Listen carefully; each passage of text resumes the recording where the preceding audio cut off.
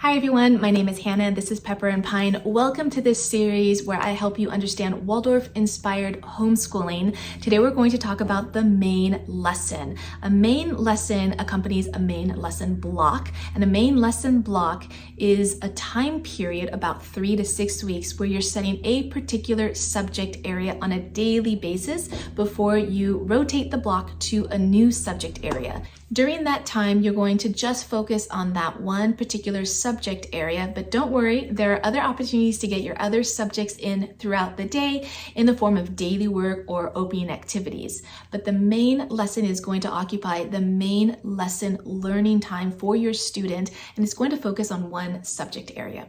And the way that happens is with the main lesson. The main lesson is about 2 hours long. It can be a little bit less for younger students, and I found with my middle school students, it ends up being more like 2.5 hours, sometimes even 3 hours long.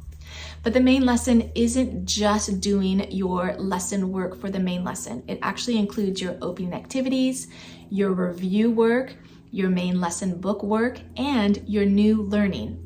So we tend to do the opening activities as the beginning part of our main lesson, and that's a way to engage the students, to transition them from other activities into the learning of the main lesson.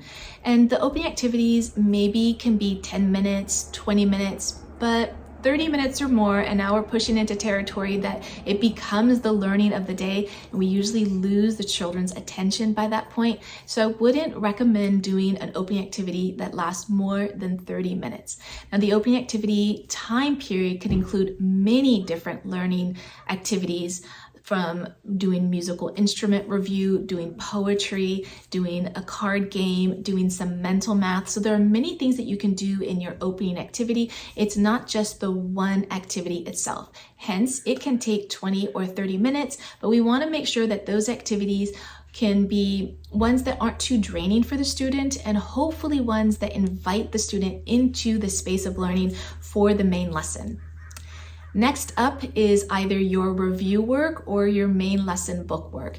I tend to prefer doing review work first because it's a little bit more passive, even though it's on the active side for the student, but it's not the active work of writing or illustrating in the main lesson book. So the review work usually happens at the beginning of the main lesson, where you can talk about the previous day's learning or the previous day's demonstration or experiment. Whatever the previous day's lesson was, we're going to spend a little bit of time reviewing that lesson first.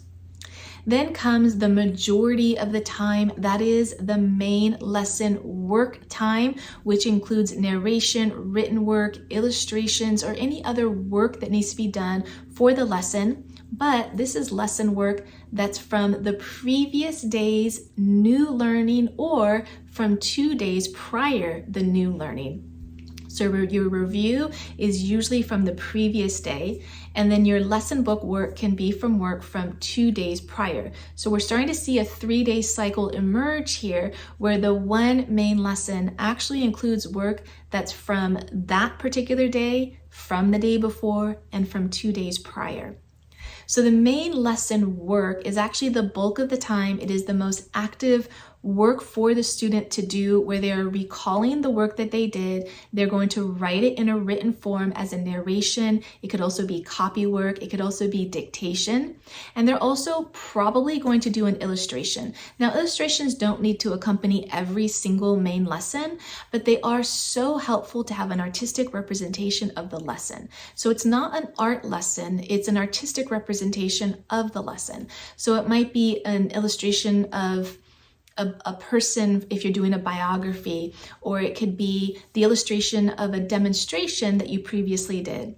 So the illustrations are in some way related to the lesson. They're usually pretty simple. You don't want to get too detailed with your illustration. And usually the teacher is going to do something either on the chalkboard, or if you're in a homeschool environment, possibly in another main lesson book or in a smaller chalkboard. So you want something that's not going to be too challenging for the student to do, and you don't want it to take too long. Now, I've been guilty of doing illustrations that are way too detailed and way too time consuming for my student, and so that I end up modifying it to make it a little bit easier for them to include that illustration into their main lesson. Now, when the students are younger, they're probably going to use crayons or block crayons to do their illustrations. They might use watercolors as well. So the illustrations are going to be a little bit less detailed and a little bit more ethereal looking, and that's appropriate for that age level. As the students get older, you might find that using color pencils or something that's a more specific medium might be easier because they might be illustrating, say, the parts of a plant for botany or something that's geometric for their mineralogy unit. So in that case, you're going to have more detailed work. But again, we don't want that work to take more than 30 to 45 minutes for the illustration. So once the illustration or the written work, and it often for us, we end up having to do one on one day and one on the other day. So we're really stretching this almost into a 4-day cycle, but oftentimes I find that it just takes a little bit more time to actually do the main lesson work for our new main lesson. We finally end the main lesson with something that's a bit more passive after the children and the students have done so much active work in doing their review and doing their illustration and doing their written work. Now it's time for them to enjoy the new learning. So this is a time when you as a teacher, parent are the most active, presenting the new lesson while the students are listening to that new lesson. Once the lesson is over, you can do a closing activity. This is really great in the classroom setting, and it's really great in the homeschool setting. And I have to say that I'm guilty of not closing our sessions, not closing our lessons with something that's as formal as an opening activity, but it really helps to finish off the day and feel like you can move on to other activities, especially in the homeschool setting where our classrooms are our whole home, or our classrooms can be anywhere. It's nice to have a closing for our main lesson. Now, the main lesson isn't the only work that you're doing in the day. There are other subjects that can be daily subjects. Math, for instance, especially math review, is possibly one that you would be doing daily, as well as other subjects that you might not do daily, but you'll definitely do them weekly, like handwork or foreign language or extracurricular activities. So in this way, you can see a really full day emerge for your homeschooling by having your main lesson be the focus of the day. I hope this was helpful in understanding the main lesson.